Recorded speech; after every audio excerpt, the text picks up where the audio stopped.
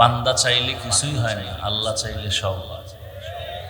আল্লাহ চাইলে এই থার্ড ক্লাসের বিছানায় সবার কপাল নাই বসার। আল্লাহ যাকে কবুল করেন সেই বসতে পারে। এখানে আসতেও কপাল লাগে, বসতেও কপাল লাগে, মোনাজাত দিয়ে যাইতেও কপাল লাগে। কপাল বুঝেন তো? কেমন কপাল জানেননি? যেই রসুলকে একবার দেখলে, এই বাদামওয়ালা বের হ, এটা কি দোকান নাকি?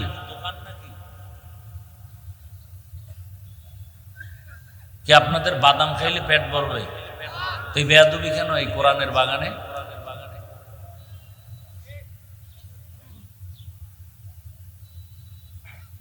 আল্লাহ সব ভাইকে হেদায়াত দান করুন।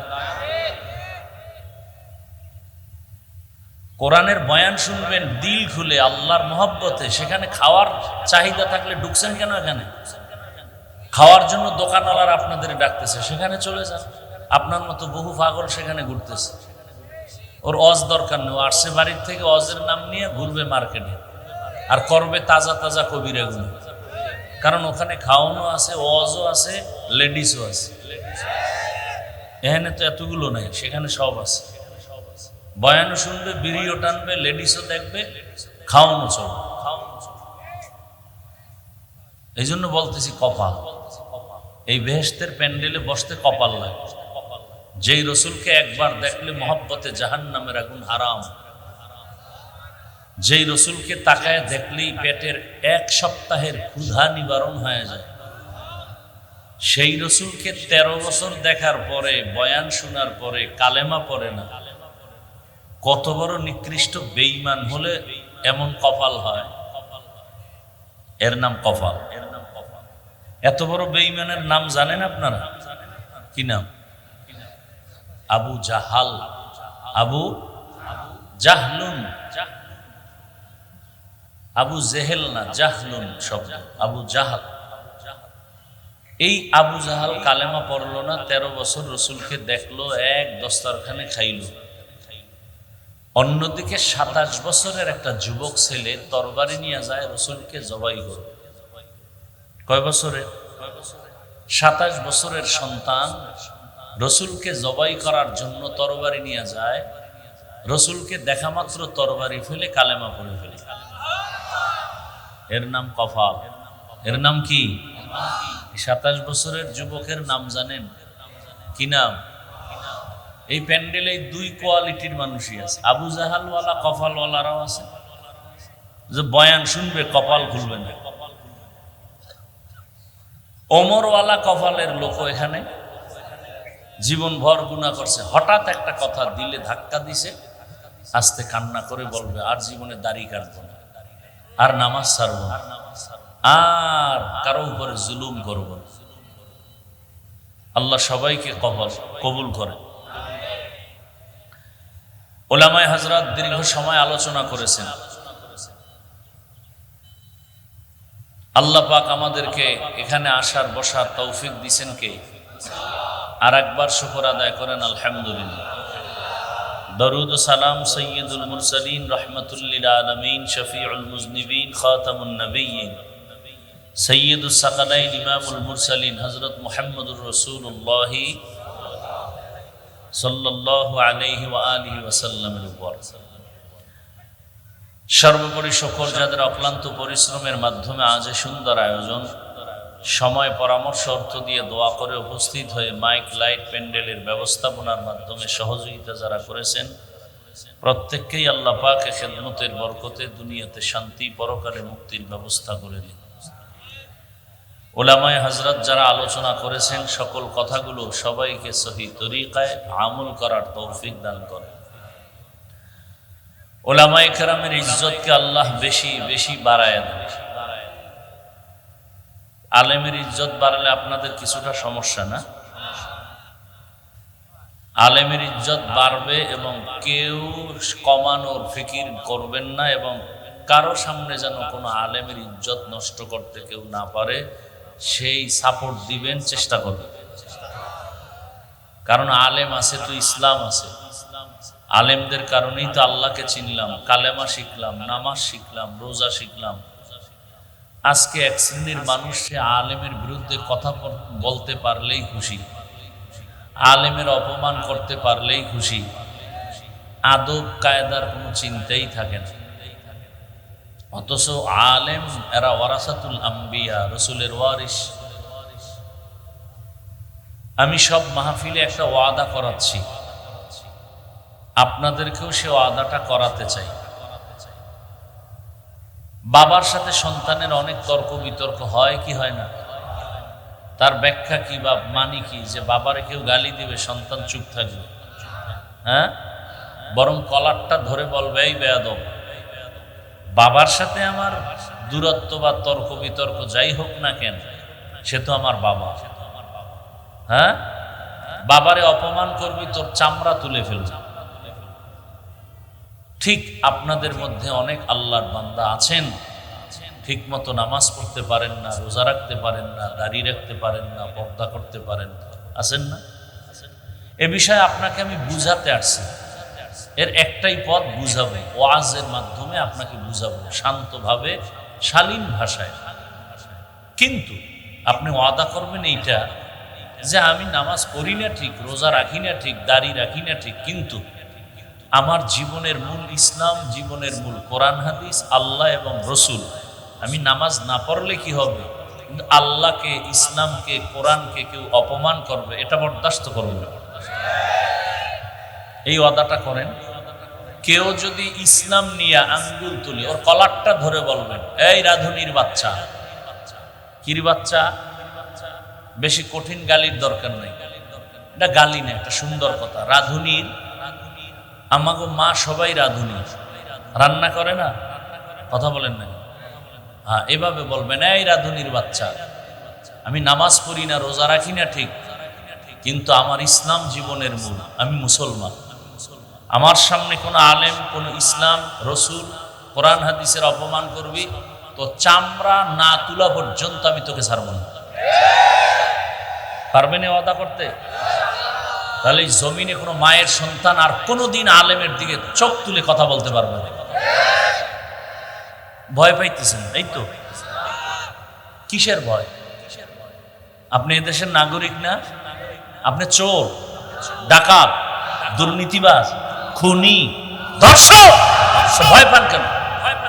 ভয় তো তারা পাবে যারা ধর্ষক, যারা খুনি, ওরা ভয় পাবে আমাদেরকে। যারা দুর্নীতিবাজ, ওরা আমাদেরকে ভয় করবে।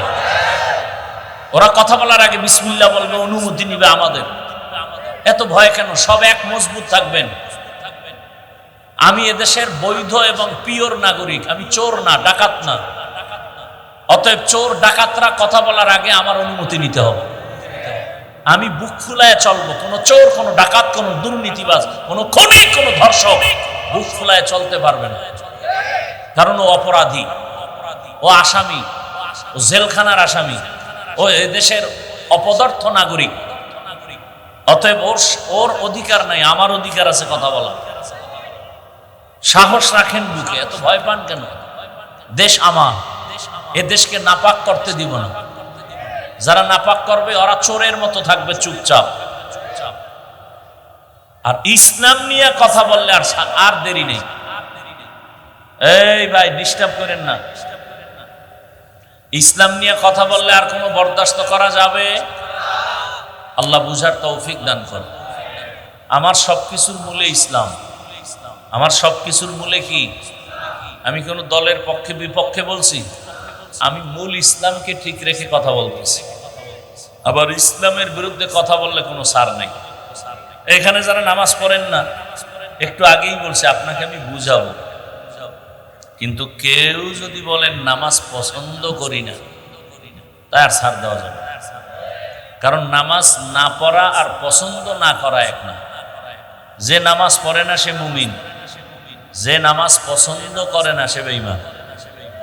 ব্যবধানটা বুঝছেন তো? যে দাড়ি রাখে না সে মুমিন, যে বলবে আমি দাড়ি পছন্দ করি না সে বেঈমান। কথা বুঝেন? যে পর্দা করে না সে মুমিন, মনে আগ্রহ আছে করবে, কিন্তু যে বলবে আমি পর্দা পছন্দ করি না সে বেঈমান।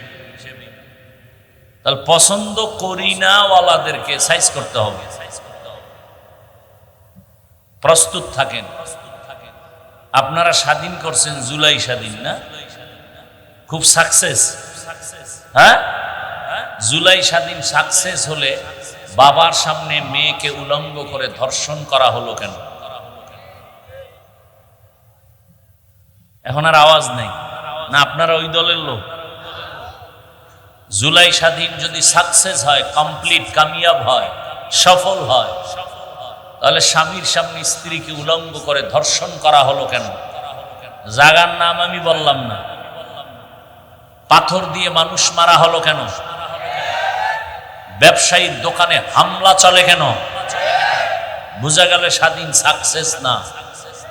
নতুন আর এক সফল স্বাধীনতার জন্য প্রস্তুতি গ্রহণ করেন এবং সে স্বাধীন হবে সফল স্বাধীন, আর ওই স্বাধীন হবে ইসলামের স্বাধীন। কিসের স্বাধীন? কিসের স্বাধীন? কোন দ্বিমত থাকলে দাঁড়ান, এখানে কম্প্রোমাইজ হয়ে যাবে। কিসের স্বাধীন হবে? ইসলামের স্বাধীন যেদিন হবে, আল্লাহর জাতের কসম সূর্যকে সাক্ষী রেখে বলে গেলাম, ইসলামের স্বাধীন যেদিন হবে, এই সোনার বাংলা বেহেশতের বাগান হয়ে যাবে। এবং একথাও লিখে রাখো, চালাক বাঙালিরা, যতদিন পর্যন্ত আমারে বাংলা ইসলাম কায়েম হবে না, আল্লাহর কসম, আল্লাহর কসম, আল্লাহর কসম, ওয়াল্লাহি বিল্লাহি তাল্লাহি, ততদিন পর্যন্ত চাপাবাজি চলবে, শান্তি কপালে আসবে না।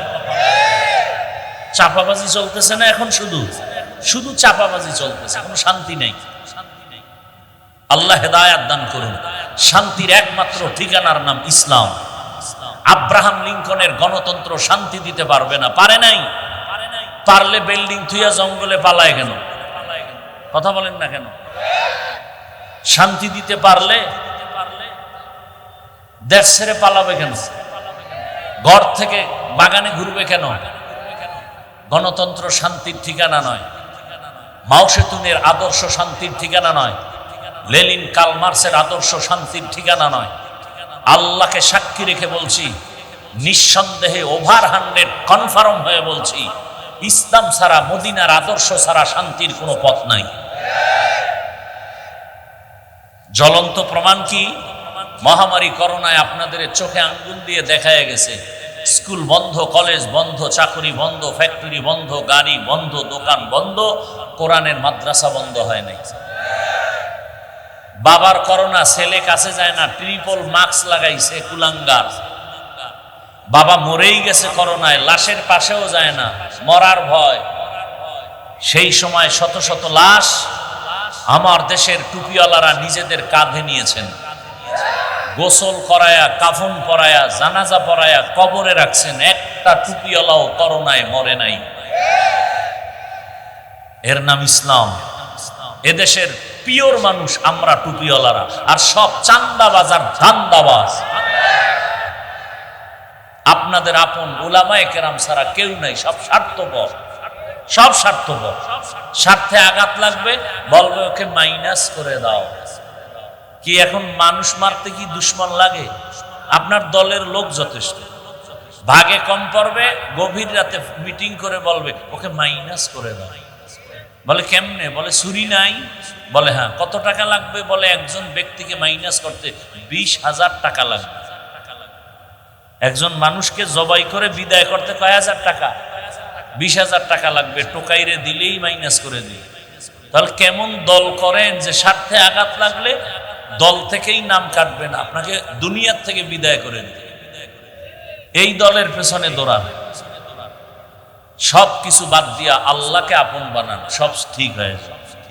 আমি বলছি না যে আমি যে দলে আছি ওই দলে আসেন, বলছি আমার সব কথার মূল কথা কি? ইসলাম। সব কথার মূল কথা কি? ইসলাম। এতদিন আপনারা আমাদেরকে ধাক্কা দিচ্ছেন, হুজুর এক একজনে এক এক দিকে, আমরা যাবো কই? আপনারা সব এক হয়ে যান, তাহলে আমরা আছি। এইবার কই যাইবেন? এইবার তো আমরা এক লাইনে দাঁড়াইতেছি। এইবার যদি বাঁকা দিকে দৌড়ান তো ফিডাম, রেডি থাকেন। এইবার যদি উল্টা দিকে দৌড়ান তো খবর আছে। আল্লাহ হেদায়াত দান করুন। আরো আস্তে করে বলেন।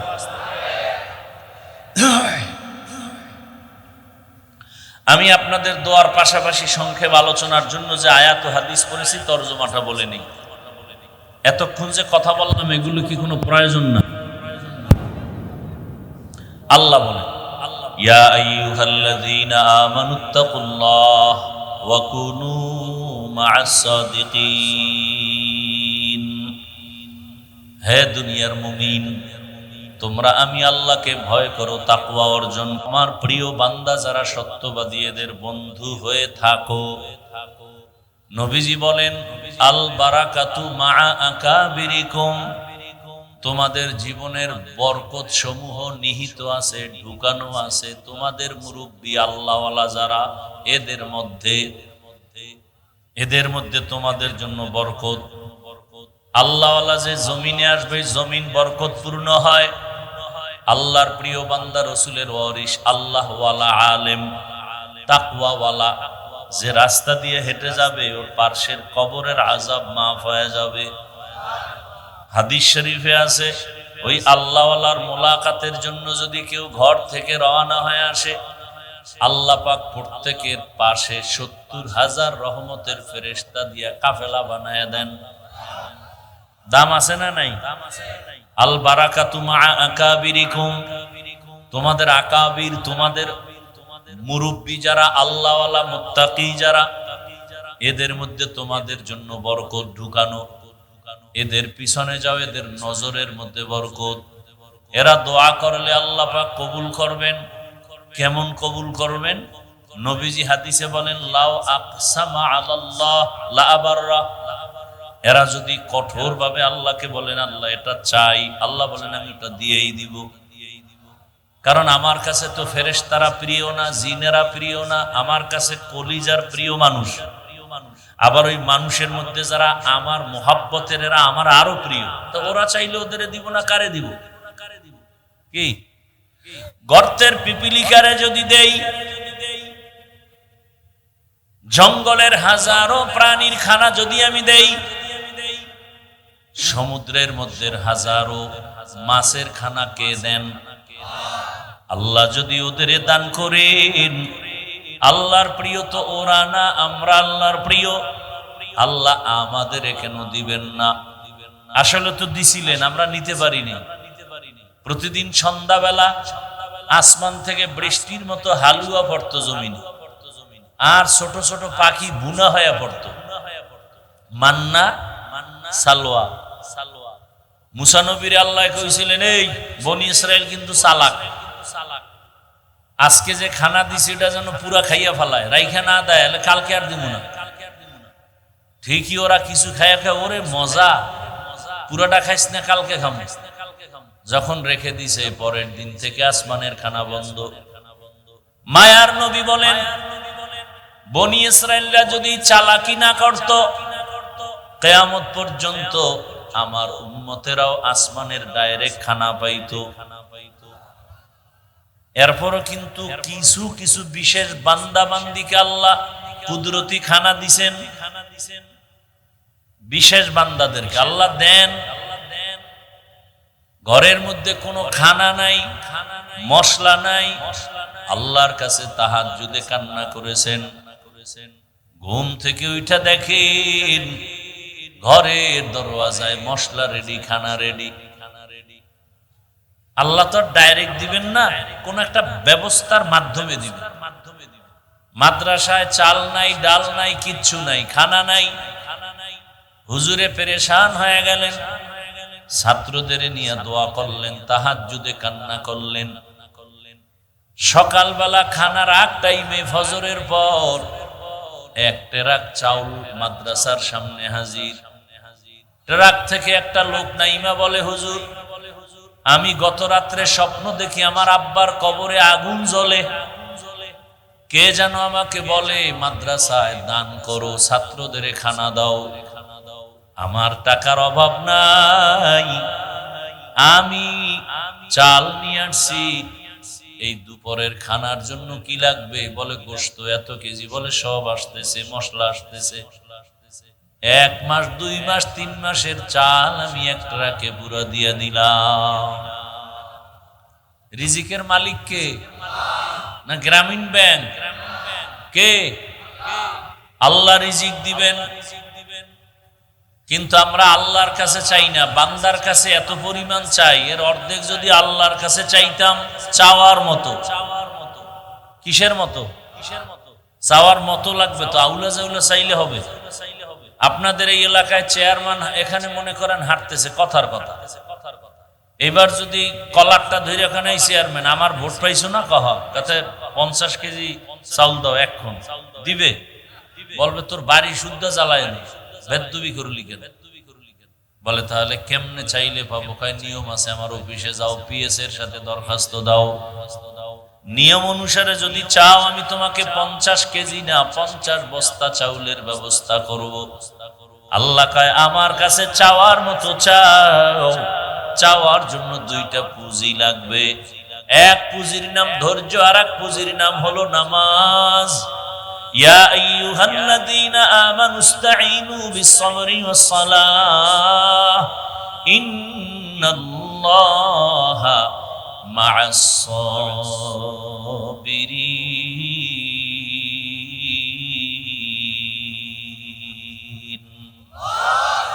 গরতাওয়াকুল মিকুলি হর সুবহ শাম মিরাসানাত রিজক তু আজলা মাকাম জুজবা হকচি জে মখাজ ইনসুজা ফজলে উআ মস্তে দর जुमला जहा हर गरीदे नेको तू तैयार है जो न मांगे उससे तू बेजार है। আল্লাহর কাছে চাওয়ার মতো যদি চাও, বলে চাওয়ার মতো কেমনে? রহমতের নবী চাইতেন ওইভাবে চাও। সাহাবায়ে কেরাম কেমন ভাবে চাইতেন? রহমতের নবীর থেকে দামি আর কেউ নাই, আছে? সেই রহমতের নবীর কোন প্রয়োজন হলে কার কাছে চাইতেন? আল্লাহর নবী সাথে সাথে আমার আল্লাহর দিকে মুতাওয়াজ্জো হয়ে যাইতেন। নবী বলেন ইজা সাআলতা ফাসআলিল্লাহ ওয়া ইজা ইসতাআনতা ফাসতাইন বিল্লাহ। যদি কিছু চাও, যার অভাব নাই তার কাছে চাও। ফকিরের কাছে তুমি ভিক্ষা চাইলে তোমারে দিবে? এক ফকিরনি আর এক ফকিরনির পিছে ঘুরি। দুনিয়াতে বড় ফকিরনি কারা? টাকাওয়ালা যারা, ওর হইল বড় ফকির। আমগো রিক্সাওয়ালা গরিব, ওর 100 টাকার অভাব মিটে যায় 100 টাকায়। আর বড় লোকের লাখ টাকায়ও অভাব মিটে না, ওর লাগতেই থাকে। একতলা বাড়ি, দোতলা, তিনতলা, পাঁচতলা হবে না, ঢাকায় হবে না, সিঙ্গাপুরে লাগবে, কক্সবাজারে লাগবে, বাড়ি বানাও, খালি বাড়ি বানাও। এরপরে মাইনকেসিফে আটকায় গেলে জঙ্গলে ঘুরু, ঠিক না? বড় ফকির কারা? টাকাওয়ালা যারা, ওদের অভাব বেশি, গরিবের অভাব কম। ও রিক্সা চালায়, রিক্সা চলে না, হেঁটে যাবে। বড় লোক এত বড় ফকির, ওর গাড়ি নষ্ট হয়ে গেলে হেঁটে যাওয়ারও শক্তি তার নাই, গাড়ি চালাবারও শক্তি নাই। দুনিয়াতে গরিবরা সফল এবং সবল, দুর্বল বড় লোকেরা। গরিবেরা সমুদ্রের মাঝে গিয়া মাছ ধরিয়া আমগো কাছে দেয়। যদি গরিবেরা মাছ না ধরতো, বড় লোকের কপালে ইলিশ মাছ কোনোদিন জুটতো না। গরিবেরা যদি ধান না কাটে, কপালে বড় লোকের চাল নাই, গম নাই, রুটি নাই। গরিবেরা যদি মানুষের ঘরে কাজ না করে, বড় লোকের বিল্ডিং যাবে গরুর গোয়াল ঘর হায়া। বড় লোক কত ফকির, ওর জোতা মোছার সুযোগ নাই, ওর কাপড় ধুইয়া দেয় গরিবেরা, খানার প্লেট দিয়ে দেয় গরিবেরা। বউ তো চৌধুরী বংশের বউ, এরে আনছে যৌতুকের টাকা লাগায়া, এরে আগুনের কাছে নেওয়া যাবে না, চেহারা ঝলসে যাবে। তাহলে বড় লোকের এমন কপাল যে বউয়ের হাতের রান্নাও কপালে নাই, কাজের মাইয়ার খানা খায়। যেই কাজের মেয়েরা প্রস্রাব পায়খানা করিয়া পরিচ্ছন্ন হয় না, ওযু করে না। এদের খানা কেমন সানকফা। এজন্য টাকাওয়ালারাই হলো বড় ফকির, বড় লোক গরিবরা যেখানে রাত সেখানে কাত, কোনো টেনশন নেই। একটা কাঁচামরিচ পাইছে 3 প্লেট নাই, একটা পোড়ামরিচ পাইছে 3 প্লেট নাই, একটা ডিম ভাজা হইলে 10 প্লেট নাই। আর কি খাও, দুনিয়াতে রুচি সব ওগই দিয়া রাখছে। চোখ বন্ধ করে তাকায় দেখি প্লেট খালি। কি করলো, 4-5 লোকমা দিল খালি। আর বড় লোকের টেবিলের সামনে কত ধরনের শাক সবজি, ভর্তা, গোশত, মাছ, এরপরও রেড সিগন্যাল লাগানো, ডাক্তারের বেশি খাবি না, খাইলেই মরবি। কেমন কপাল চিন্তা করেন। কাতে কি করবো, দেখে দেখে জিব্বায় খালি বাড়ি মারবি। তোর সান কপাল তো খালি দেখবি, ভিতরে ঢুকাইলেই বিপদ। সিগন্যাল বেজে উঠবে। বিল্ডিং বানাইছো ভালো কথা, মখমলের চাদরে ঘুমাবি না, কয় কেমনে, কয় কাঠের উপরে শুয়ে থাকবি, নরম বিছনায় ঘুমাইলে বিপদ। আর বড় গরিবেরা একটা ইট মাথায় দিয়ে ঘুম, আরে ঘুম, এরে আজরাইলে উড়াইতে পারত না, এমন ঘুম দিছে। আর বড় লোকের ট্যাবলেট না খাইলে ঘুমই নেই। আল্লাহ হেদায়েত দান করে। রহমতের নবী গরিবদের জন্য সুসংবাদ দিছেন। নবী বলেন, আমি যদি দোয়া করতাম উহুদ পাহাড় স্বর্ণ বানাও, আমি সে দোয়া করি নাই, বরং আমি দোয়া করছি, হে আল্লাহ, আমারে গরিবী হালাতে তুমি বাঁচায় রাখবা, গরিবী হালাতে আমার মরণ দিবা, হাসরের ময়দানে গরিবদের সাথে আমারে উঠাইবা। নবী বলেন, এ গরিবেরা বড় লোকের বাড়ি গাড়ি দেখে আফসোস করিস না। ওই 10 তলা বিল্ডিং উঠাইয়া লাভ কি যদি ঘুমাইতে না পারে? সুইস ব্যাংকে কোটি টাকা রেখে লাভ কি যদি চেক বই না থাকে? এই টাকা ওর কপালে নাই, লুটে ফুটে অন্যরা খাবে। গরিবরা ধৈর্য ধারণ কর, বড় লোকের বাড়ি গাড়ি দেখি আফসোস করিস না। যদি গরিব অবস্থায় ধৈর্য ধারণ করে আমার মালিকের আপন বানায় চলো, ওই বড় লোকের 500 বছর আগে জান্নাতে যাইবা।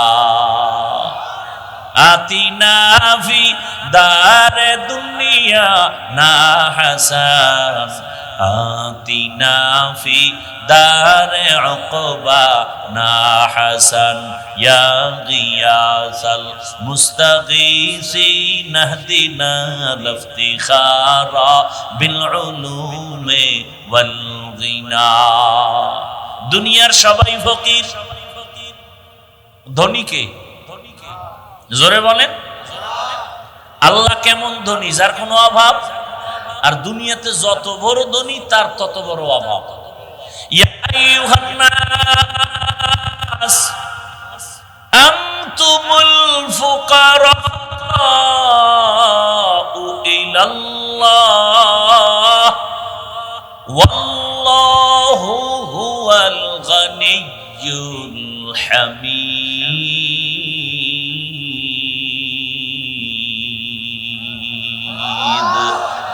ই কালামে জিন্দা কুরআনে হাকিম, হিকমতে লা ইয়াজালাস্তু কাদিম, বাখা কুরআ কালামুল্লাহ বশনু কদিমাস্তি কদিমাস্তি নইনো। আল্লাহ বলেন, দুনিয়ার সব মানুষ তোরা ফকির, ধনী কে? আল্লাহ বলেন, আমি শুধু ধনী না, প্রশংসিত ধনী। হুয়াল গানিয়্যুল হামিদ। দুনিয়ার ধনীদের বদনাম আছে, আমি আল্লাহর কোনো বদনাম? দুনিয়ার ধনীরা দিবে দিবে বলে দেয় না, দিতে গিয়েও পুরাটা দেয় না, আবার দেওয়ার পরে খোটা দেয়। মাদ্রাসায় দান করছে 50,000, চায়ের দোকানে চাপা বাজি করে পুরা মাদ্রাসা আমি করে দিছি। ঠিক নি? দুনিয়ার সব ধনীদের বদনাম আছে, আর আমি আল্লাহ কেমন ধনী? আমি আল্লাহ প্রশংসিত ধনী, আমার কোনো বদনাম নাই। কেন? আমার কোনো অভাব নাই। আমি সব সময় দিতে চাই, দেওয়ার দরজা খুলে রাখছি। দুনিয়াওয়ালারা দিতে চায় বলে দরজা বন্ধ। আমি আল্লাহকে বেঈমানরাও চাইলে পায়। আমি আল্লাহকে রাতে ডাকলেও বাবা, দিনে ডাকলেও আমি আল্লাহ দিব। আমি আল্লাহকে সমুদ্রে বয়ে ডাক দিবি, আমি হাজির। জঙ্গলে বসে ডাকবি, আমি হাজির। আমি আল্লাহ সবাইকে দেই। গর্তের পিপিলিকারে যদি দেই, তোরে দিব না কেন? এ কারণে আমার দেওয়ার দস্তারখান থেকে কাফেরেরাও খায়। আমার দেওয়ার মধ্যে কোনো কমতি নাই। এই কারণে যেই গাছের ফল মুমিন খায়, বেঈমানও সেই গাছের ফল খাওয়ার স্বাধীনতা পায়। যেই নদীর মাছ মুমিনেরা খায়, বেঈমানেরাও সেই নদীর মাছ খাওয়ার স্বাধীনতা পায়। কারণটা কি? আমি আল্লাহ হলাম প্রশংসিত ধনী। গর্তাওয়াকুল মিকুনিহার সবহ শাম মিরাসানাদ রিজকে তু আজলাম মাকাম। এরে আল্লাহর বান্দারা, আল্লাহ তাআলা বলেন তোমাদের জন্য বরকত ঢুকায় রাখলাম। আকাবিরিন যারা, তাদের মধ্যে আল্লাহ ওয়ালা যারা, এদের মাঝে তোমাদের জন্য অনেক বরকত। এদের দোয়া নিয়ে চলো, দেখবা জীবনটা সফল হয়ে যাবে। কারণ এদের দোয়া আমার মাওলার কাছে বড় দামি। কারণ দুনিয়াতে যত মানুষ আছে যারা আল্লাহর মুহাব্বত আর তাকওয়া নিয়ে চলে, তাদের উপরে আমার আল্লাহর রহমতের চাদর থাকে। নবী হাদিসে বলেন, ইত্তাকু ফিরাসাতাল মুমিন ফাইন্নাহু ইয়ানজুরু বিনুরিল্লাহ। জমিনের মধ্যে এমন কিছু আল্লাহর প্রিয় গোলাম আছে যাদের কলবের পাওয়ার অনেক বেশি। তোমরা যা দেখো না, তারা তা দেখে ফেলেন। বলে কেমনে? কয় চামড়ার চোখের পাওয়ারে দেখে না, আল্লাহর দেওয়া নূরের আলো দিয়ে তারা দেখে। এজন্য আল্লাহ কোরআনেও বলেন, ইয়া আইয়ুহাল্লাযীনা আমানুত্তাকুল্লাহ, তোমরা আল্লাহকে ভয় করো। কুনু মা'আস সাদিকিন, সত্যবাদী যারা, এদের বন্ধু হয়ে থাকো। সত্যবাদীকে যে মিছা কথা কয় না, সে বহু হিন্দু আছে মিছা কথা কয় না, তার মানে সে সত্যবাদী না। পৃথিবীতে একজন ব্যক্তি শ্রেষ্ঠ সত্যবাদী, রাহমাতুল লিল আলামিন, যার জীবনে কোনোদিন ভুলেও একটা মিথ্যা কথা বলেন নাই। আপনাদের নেতাটা তারা এরা কেউ মিছা কয় না? কয় মানে মোবাইলটা কানের মধ্যে লাগাইয়া ঘরে বয়ে খায় আমি জমিনেই নাই, ঘরের ভিতরে বয়ে খায় আমি জমিনেই নাই। তো একজনে ধৈর্য খাই মিছা কথাটা কইলে কেন? কারণ আসলে আমি জমিনে ছিলাম না। তো কইছিলাম আমি খাটের উপরে বয়েছিলাম। এই মিথ্যা প্রচার করার মূল ফ্যাক্টরি এখন মোবাইল। আল কিযবু ইহলিক, মিথ্যা মানুষকে ধ্বংস করে নেয়। ইয়াকুমাল কিযব ফাইন্নাল কিযবা ইয়াহদি ইলাল ফুজুর ওয়া ইন্নাল ফুজুরা ইয়াহদি ইলান নার। মিথ্যা মানুষকে চূড়ান্ত জাহান্নামে নিয়ে যায়। ওয়াইলু ইয়াউমাইযিল লিল মুকাজ্জিবিন, আল্লাহ বলেন মিথ্যাবাদীর জন্য জাহান্নাম, ওয়াইল নামক জাহান্নাম। জাহান্নামের ভেতরে ভয়ঙ্কর স্তর, জাহান্নামের নাম ওয়াইল।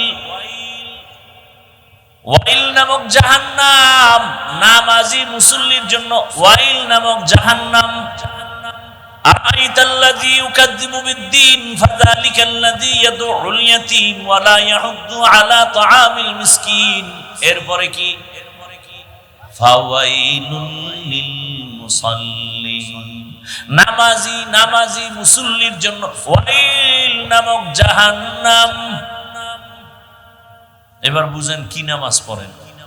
একদল নামাজি বিনা হিসাবে জান্নাতে যাবে, আর একদল নামাজি আল্লাহ নিজেই বলেন তাদের জন্য ওয়াইল নামক জাহান্নাম। নামাজও পড়ে, সুদের টাকায় ব্যবসাও করে। এরকম কেউ নাই? এই এলাকায় হয়তো কম থাকতে পারে। যারা সুদের টাকায় ব্যবসা করে ওরা কত খারাপ, 24টা ঘন্টার সেকেন্ডে সেকেন্ডে সেকেন্ডে অল টাইম তার গর্ভধারিণী মায়ের সাথে জিনার গুনাহ হয়। কি আউযুবিল্লাহ না নাউযুবিল্লাহ? আল্লাহ বলেন আমি আল্লাহ নিজে রেডি তার সাথে যুদ্ধ করব। ইয়া আইয়ুহাল্লাযীনা আমানুত্তাকুল্লাহ ওয়া যারু মা বাকিয়া মিনার রিবা ইন কুনতুম মুমিনিন ফাইন লাম তাফআলু ফাযানু বিহারবিন মিনাল্লাহি ওয়া রাসূলিহি। মুমিন আল্লাহকে ভয় করো এবং তোমরা সুদের থেকে নিজেরে বাঁচায় নাও যদি খাঁটি মুমিন হয়ে থাকো। এরপরও যদি তেরামি করিয়া ওই পথে যাও, রেডি থাকো, আমি আল্লাহ তোমার সাথে যুদ্ধ করার জন্য রেডি। ভাইরা আমার, আল্লাহ বলেন আমাকে ভয় করো এবং দুনিয়াতে যারা ভালো চরিত্রবান এদের সঙ্গে বন্ধুত্ব করো। কারণ আতরের দোকানের কাছে গেলে আতর কিনতে পারবা, না পারলেও তো ঘ্রাণ পাইবা। ভালো মানুষের সাথে যদি সম্পর্ক রাখো, জীবনটা সুন্দর হবে, ভালো হবে। আর চরিত্রহীন মানুষের সাথে যদি চলো, তোমার জীবনটা নষ্ট হয়ে যাবে। ভাইরা আমার, বাসে লেখা আছে, অনেক সময় দেখবেন ধূমপান নিষেধ। এরকম দেখছেন কোনদিন বাসে লেখা ধূমপান নিষেধ? এরপরও কি কেউ ধূমপান করে বাসের মধ্যে? করে, ড্রাইভারও করে, হেল্পারও করে, কন্ট্রাক্টরও করে। নিষেধ করলে ধোঁয়াটা আমার দিকে মারে। মসজিদে লেখা আছে ধূমপান নিষেধ, কি আছে? এরপরও কেউ ধূমপান করে না। বাসে লেখা ধূমপান নিষেধ, এরপরও করে। মসজিদে লেখা নাই ধূমপান নিষেধ, এরপরও কেউ করে না। এরপরও তাকায় দেখবেন কারণটা কি? বাসে লেখার পরেও মানুষ কেন ধূমপান করে? মসজিদে লেখা নাই, এরপরও কেউ কেন করে না? এর একমাত্র কারণ হলো পরিবেশের বড় অভাব। কিসের অভাব? দেখেন, এই যে মাদ্রাসার একটা ছাত্র, এখানে কয়েকজন পাগড়ি নিল, ছোট একটা বাচ্চা তেলাওয়াত করছে না, কথা বলেন না কেন? এই বয়সের বাচ্চা কি স্কুলে নাই? আছে না নেই? এই বাচ্চা স্কুলে যায়, এই বয়সের বাচ্চাটা মাদ্রাসায় আসে না? আসে না? মাদ্রাসায় এসে যে অক্ষর পরে, স্কুলে গিয়েও কিন্তু সে অক্ষর শিখে, স্বরে ও স্বরে আর রস্যি দীর্ঘি পড়ে না, পড়ে না। মাদ্রাসায় সেই ছেলেটা শিখে সরতে ওযু, সরায়াতে আল্লাহ। ঠিক এই সন্তানটা স্কুলে গিয়া পড়ে সরাতে ওয়াজাগর। দেখছেন নি কারবার? সরায়াতে আফা, একই অক্ষর। মাদ্রাসায় শিখলো ওযু, স্কুলে গিয়া পড়লো অজাগর। মাদ্রাসার ছেলেটা মাকে বলে, আম্মু ওযু কি? এটা আজান দেওয়ার আগে ওযু করে নামাজ পড়া লাগে, পবিত্র হওয়া লাগে। মা শরায়াতে যে পড়লাম আল্লাহ, আল্লাহকে, আসমানের মালিক, সূর্যের মালিক, তোমারে যে বানাইছেন তিনি আমার আল্লাহ। এই একই অক্ষর স্কুলে গিয়ে শিখছে কি? অজাগর। সন্তানটা মাকে বলে, আম্মু অজাগর কি? কয় এটা একটা প্রাণী, সাপ, এটার মেজাজ গরম, যারে পায় তারে মারে, তারে ধরে। সন্তানটা অজগরের শিক্ষা পাইয়া অন্তরের গরম বানাইয়া এবার ফাঁকে ফাঁকে গেলাস ভাঙে, প্লেট ভাঙে, সুকেস ভাঙে। মাকা এমন কেন করো? কয় অজগর। কি বুঝেননি? বিষয় বুঝেন কিছু না? ফাও কইতেছি। একই অক্ষর স্কুলে শিখলো অজগর, মাদ্রাসায় শিখলো কি? ওযু। সমস্যাটা কোথায়? ওখানের পরিবেশ আর এখানের পরিবেশ কি না এক না? ওটা দুনিয়া, এটা আখেরাত। ওইটা দুনিয়া, এটা আখেরাত। দিল ভালো না, এই জন্য ওদের লেখাপড়াও কিনা। শরতে অজগর শিখবে কেন? শরীয়তে ওযু শিখলো না কেন, অথচ দাবি করে মুসলমান? জুলাই আন্দোলনের পরে এই শিক্ষানীতি নিয়ে কত আন্দোলন, গান শিখাইতে আবার বলে শিক্ষক লাগবে। কি এক অবস্থা! আলেম ওলামারা নামছে, বন্ধ হয়েছে। বাংলাদেশের একটা চরিত্র ভালো, যে আলেমরা যে আন্দোলনে নামে সে আন্দোলন সফল, আর আলেমদেরকে অ্যাবাউট করে কোন বান্দা কিছু করবে সেই দুঃসাহস আজও পর্যন্ত কেউ দেখাইতে গিয়া সফল হতে পারে নাই। এজন্য ওলামায়ে কেরামদের সাথে সম্পর্ক, কুনু মা'আস সাদিকিন, ভালোর সাথে থাকবেন, সম্পর্কের মাধ্যমে আপনার কপাল ভালো হয়ে যাবে। শুধু মানুষ কেন, অন্য প্রাণীও দামি হয়ে গেছে। একটা পিপিলিকার দাম নাই, কিন্তু সুলাইমান নবীর ছোঁয়া লাগছে তো দাম বেড়ে গেছে। আল্লাহর রাসূল বলেন ওই পিপিলিকা কিয়ামতের ময়দানে জান্নাতে যাবে। এই ঘটনা কোরআনে আছে না? পয়গম্বর সুলাইমান সিংহাসনে আছেন জমিন থেকে 9 মাইল উপরে। কয় মাইল? মদিনাতুল মুনাওয়ারার পার্শ্ব দিয়া যাচ্ছেন। হঠাৎ পয়গম্বর সুলাইমান পিপিলিকার আওয়াজ শুনলেন 9 মাইল উপর থেকে। পিপিলিকা তার জাতিরে বয়ান করে, বয়ান, ইয়া আইয়ুহান নামলু দুখুলু মাসাকিনাকুম।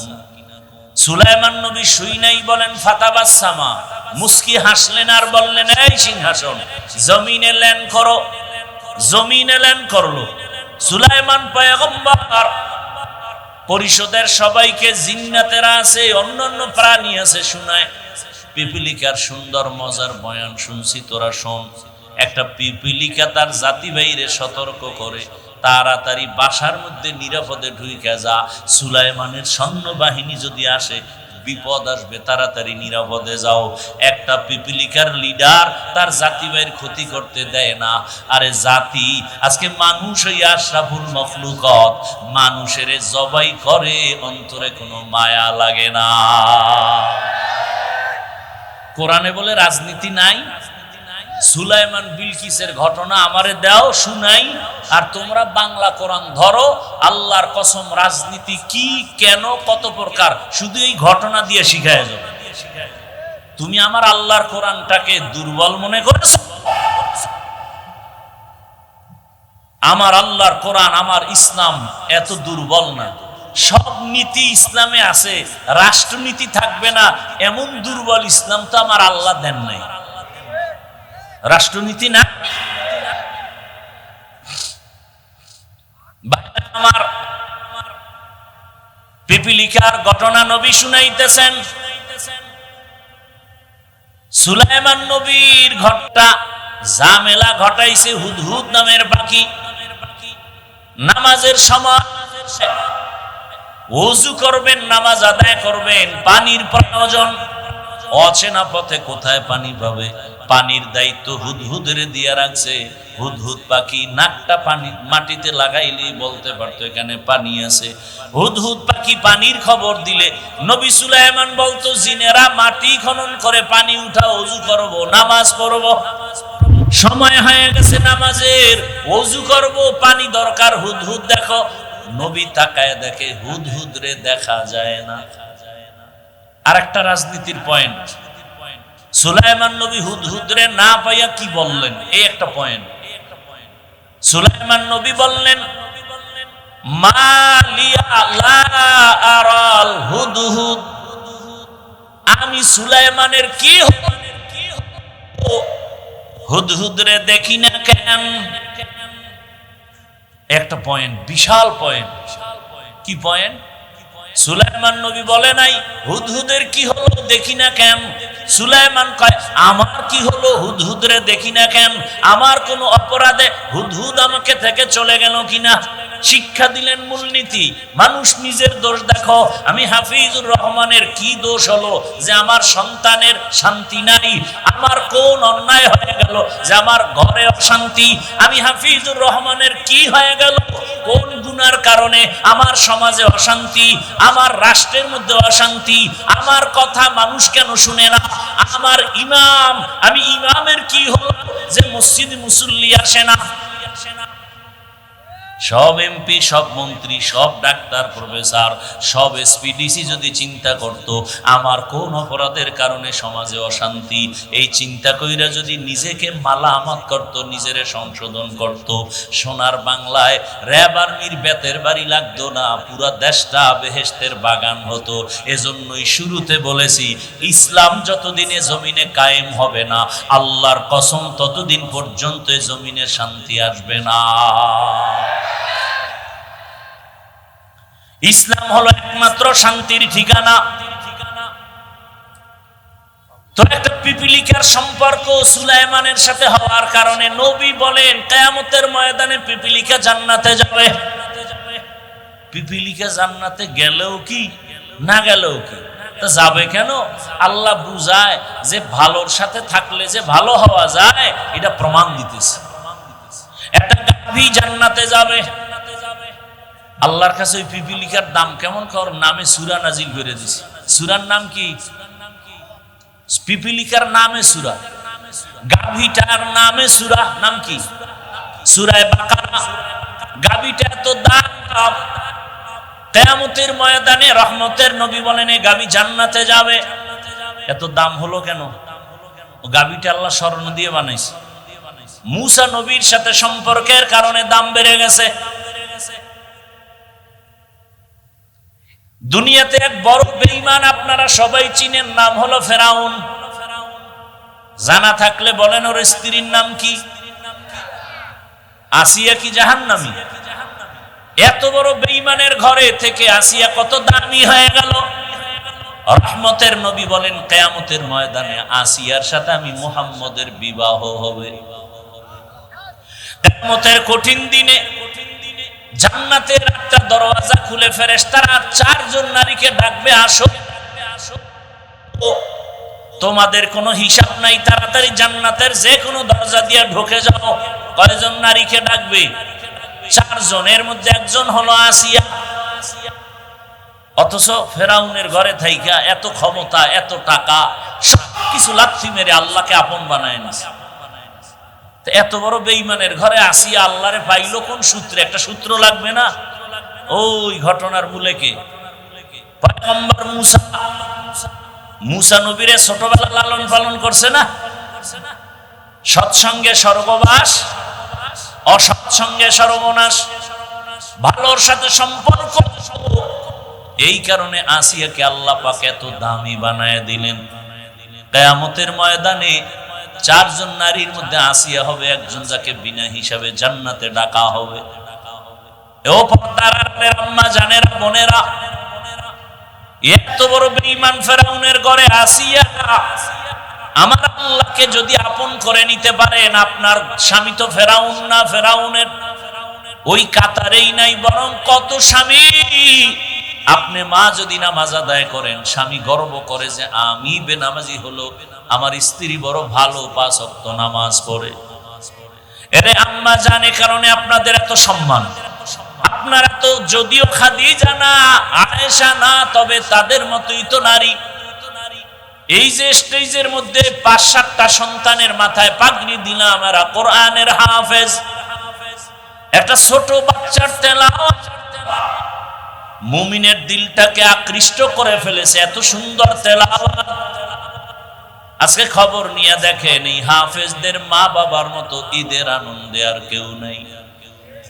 এরে আম্মা জানেরা, আল্লাহ সন্তান দিয়েছে, সন্তানটাকে আপনি ডাক্তার বানান, ইঞ্জিনিয়ার বানাবেন, প্রফেসর বানাবেন, এসপি বানাবেন, ওসি বানাবেন, ডিসি বানাবেন, এমপি বানাবেন, আলহামদুলিল্লাহ, বাধা নাই। তবে বেয়াদব বানাবেন না। আল্লাহর কোরআন শিখায়া দেন, ডাক্তার হবে, কোরআন পড়বে, নামাজ পড়বে, মা বাবার জন্য দোয়া করবে, জীবন সফল। এমন ডাক্তার নাই।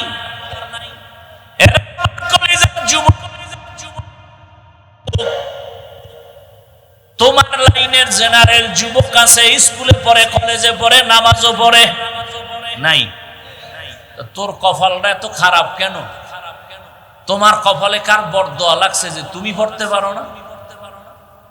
তোমার মতো জেনারেল লাইনের কত বান্দা রাস্তায় গাড়ি চালায়, নামাজ ছাড়ে না, নদীর মধ্যে নামাজ পড়ে, কৃষি কাজ করে নামাজ পড়ে,